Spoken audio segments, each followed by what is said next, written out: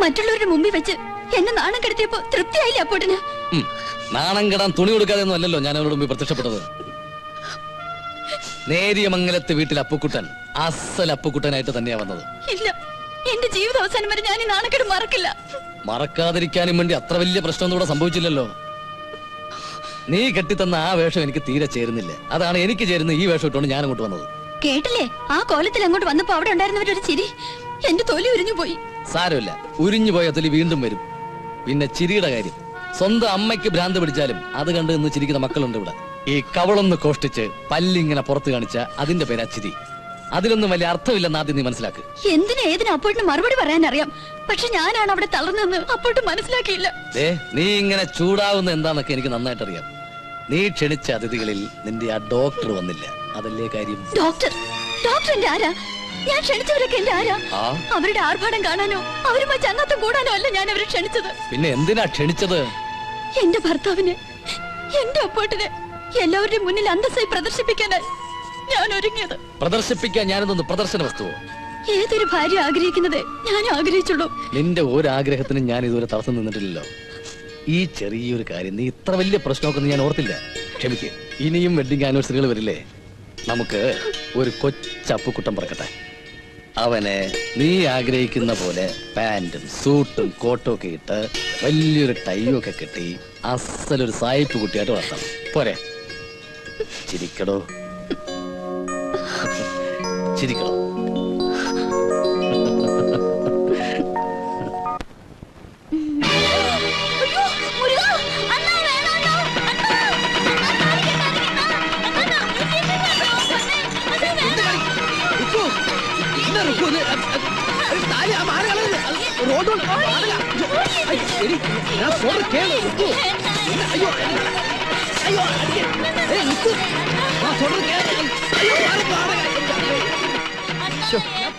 ആകെ കൊളാക്കി.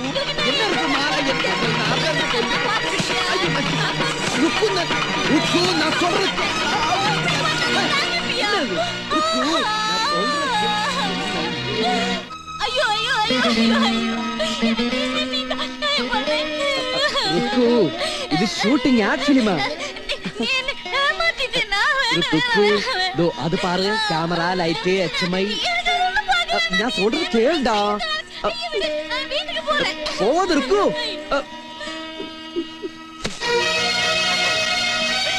ஐயோ, என்ன பாப்பா, என்னாச்சு? சொல்லு ருக்கு. அப்பா அம்மா என்ன எப்படி எல்லாம் வளர்த்தே? பப்பம், நம்ம குழந்தை எப்படி வளர்த்தின்னு நீ சொல்லி கொடு. நல்லா தான் வளர்த்தியது. அதுக்கு இப்ப என்னடா ஆச்சு? அப்படி சொல்லாதீங்க, எனக்கு அண்ணா தெரியணும். ஐயோ, அழாதம்மா அழாத. என் கண்ணம்மாவே ஒரு உறும்பு போலும் கடிக்காம என் கண்ணா வளர்த்தின. அது சரி, அது நான் குழந்தையா இருந்த போது. அதுக்கப்புறம் நீ வளர்ந்து பெரிய பொண்ணாயதுக்கு அப்புறம் அழகும் ஆரோக்கியம் உள்ள கண்ணுக்கு நிறைஞ்சொரு பையன் கிட்ட உன்னை ஒப்படைக்கணும். நான் செய்துட்டேன். இனி என்ன ப்ராப்ளம்? இல்லப்பா, உங்களை ஏமாத்தியாச்சு.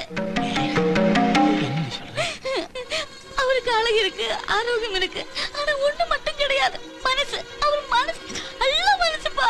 கண்ணம்மா, நீ யார விஷயம் சொல்ற? வேற யாரு? அவர்தான் அத்துக்கார். அப்படியா? ஏன் பொண்ணு அளவுக்கு வச்சு அவன் கதையை இப்பவே நான் முடிச்சிடுவேன். முடிச்சிரு, என் கதையே முடிச்சிரு. நான் சொல்றது கேளப்பா. வாய மூடுற சரியா? நீ எதுக்கு டூப்ளிகேட் மேரேஜ் பண்ற?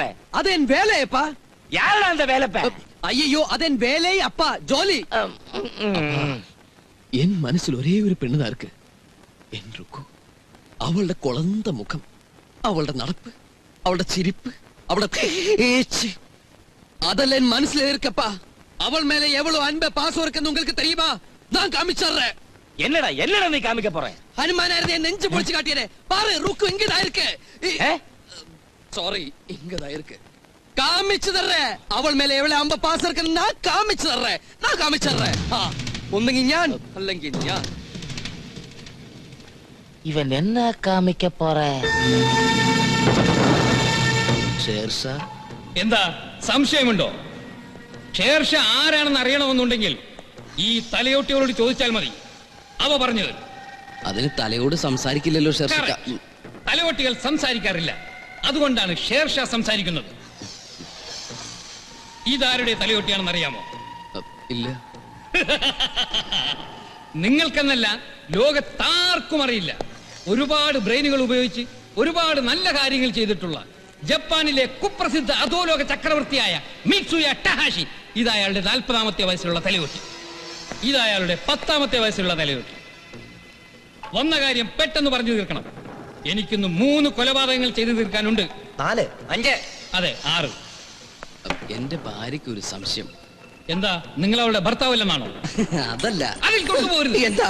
വളരെ കഷ്ടപ്പെട്ടാണ് ഞാൻ അവളെ കെട്ടി തൂക്കിയത്. അത് എന്താന്ന് വെച്ചാൽ എന്റെ ഭാര്യയോട് എനിക്ക് സ്നേഹമുണ്ടോ എന്നുള്ളതാണ് അവളുടെ സംശയം. അപ്പോ ഞാൻ അവളെ കൊന്നു തരണോ അല്ലേ? അയ്യോ, കൊല്ലൊന്നും വേണ്ട. പിന്നെ എന്റെ ഭാര്യയോട് എനിക്കുള്ള സ്നേഹം കാണിക്കാൻ വേണ്ടി എന്തെങ്കിലും ചെറിയൊരു മാർഗം. ഒരു കാര്യം ചെയ്യാം. ഉം. തന്റെ ഭാര്യയോടൊപ്പം ഞാൻ കുറച്ചു ദിവസം താമസിച്ച് നിങ്ങളുടെ സ്നേഹത്തെ കുറിച്ച് ഞാൻ അവൾക്ക് ഒരു സ്റ്റഡി ക്ലാസ് കൊടുക്കാം. അതൊന്നും വേണ്ട, വഴി ഞാൻ പറഞ്ഞുതരാം. വഴി നിങ്ങൾക്കറിയാമെന്നുണ്ടെങ്കിൽ പിന്നെ എന്തിനാ ഇങ്ങോട്ട് വന്നത്? ഓ, ഞാൻ പറയുന്നത് കേൾക്ക്. ഗർഭിണിയായ എന്റെ ഭാര്യയും ഞാനും കൂടി നാളെ അമ്പലത്തിൽ പോകുന്നു. ഗർഭിണിയായ ഭാര്യയും കൊണ്ട് അമ്പലത്തിലേക്കല്ല, ഹോസ്പിറ്റലിലേക്കാണ് പോകേണ്ടത്. എന്റെയൊക്കെ ഒന്ന് ശ്രദ്ധിക്ക്. ഞാനും ഭാര്യയും കൂടി നടന്നു വരുമ്പോൾ ഇക്കവളെ ഉപദ്രവിക്കുന്ന പോലെ അഭിനയിക്കണം, കയറി പിടിക്കണം. ഛേ, ഇത്ര ചെറിയ കാര്യങ്ങൾക്കൊന്നും ശേർഷ പോകാറില്ല. ഒരു കാര്യം ചെയ്യാം, എന്റെ ശിഷ്യൻ ബൂർഷയെ വിടാം. അയ്യോ, അതൊന്നും പറഞ്ഞാൽ പറ്റൂല. ഈ പണിക്ക് വേറെ ആരെ നോക്കിട്ട് കിട്ടിയില്ലേക്കാം. അഡ്വാൻസ് വെച്ചേ. എന്റെ ലൈഫിന്റെ പ്രശ്നം നാളെ വരണം. ശരി, അത്ര നിർബന്ധമാണെങ്കിൽ നാളെ നിങ്ങൾ പറഞ്ഞ റോഡിൽ ഈ മഞ്ഞ ഹെൽമറ്റും ധരിച്ച് ഞാൻ അവിടെ ഉണ്ടാകും. ശരി, നിൽക്കൂ. ഷേർഷയ്ക്ക് ജാതിയില്ല, മതമില്ല, പക്ഷേ മുസ്ലിമാണ്. അത് നന്ദി. പൊക്കോളൂ.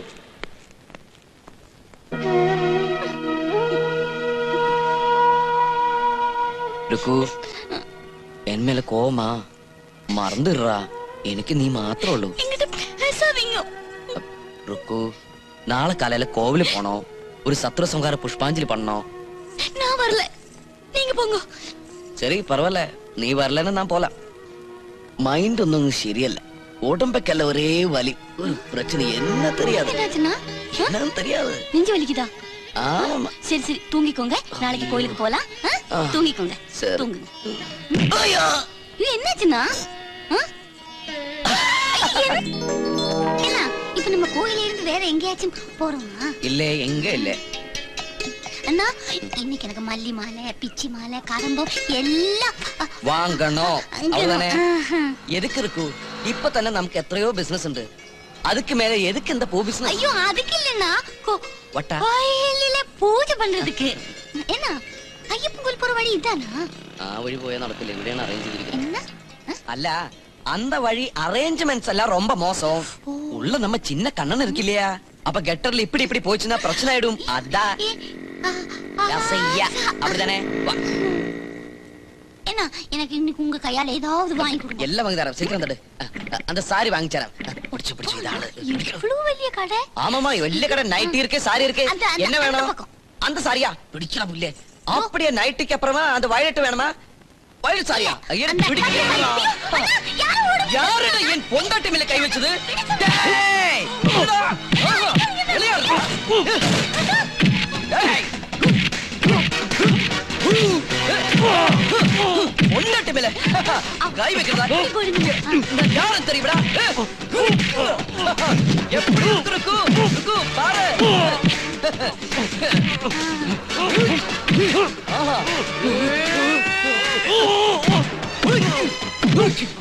ஆசானே, டேய், அடி அடி. நிறுத்து நிறுத்து நிறுத்து.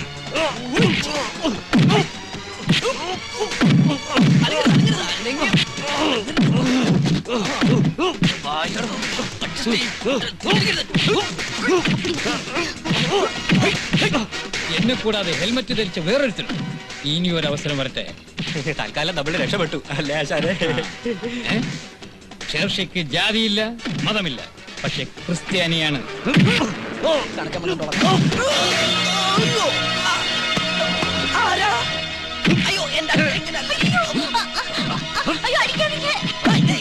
എന്റെ വൈഫാണ് എന്റെ മാനങ്ങളെ.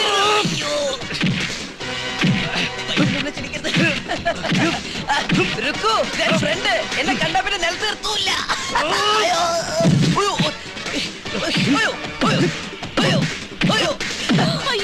ஐயோ அண்ணா ഭയങ്കര തമാശക്കാരൻ. ഇടിച്ചാണ്. അയ്യോ, എൻ്റെ അമ്മോ. തടുപിടിക്കില്ലേ? എന്താ പിന്നെ?